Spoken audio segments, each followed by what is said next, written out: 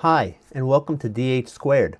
Today I want to help you learn how you can hide seams on your 3D printed cylindrical parts so that they're not so obvious and so ugly using Bambu Studio.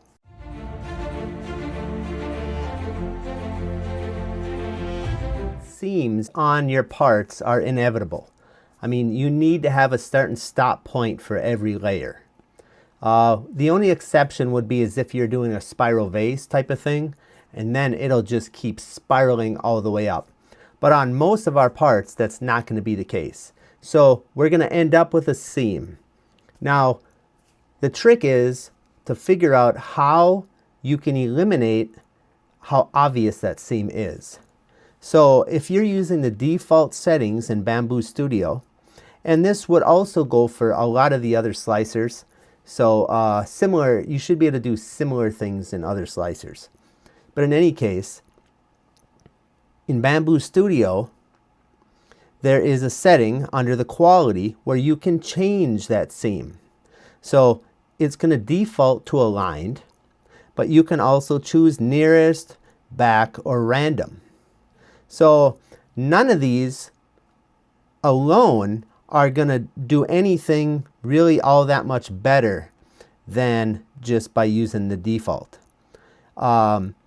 There's also another setting that we're going to need to change. So let's get to it. On the seam position, I would suggest selecting random. Okay, so what random is going to do is it's going to put that seam all over the place. Each layer, it's going to be in a different spot.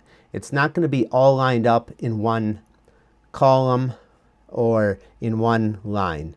And as you can see by this graphic here, you know, that seam is going to end up all over the place. Now this is going to end up giving you a bunch of little bumps all over your part, which may or may not be, you know, better than what you would do as if it was all in one line. But I would suggest we go down and change another setting. Now keep in mind, this is only really for parts that don't have a natural edge or a vertical edge. If this was a square part, it wouldn't be a problem because it would do this seam at a corner and you wouldn't even notice it. The problem is on cylindrical parts, conical parts, and so on, where you really run into this issue.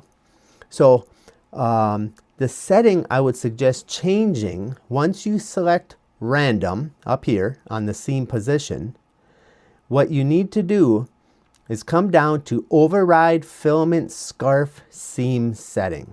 So click on that box, and then under the scarf seam type, go ahead and choose contour, and then slice it again. Now it's not going to really look any better in this graphical view, but you're going to see quite a big difference on the way the parts actually come out when they're printed. Now you will still end up with little bumps all over the part, but they'll be a lot less noticeable by overriding the filament scarf seam setting and changing the scarf seam type to contour. So I hope this helps you with your 3D printing. I hope it helps you generate nicer looking objects. I appreciate you watching, and we'll see you next time.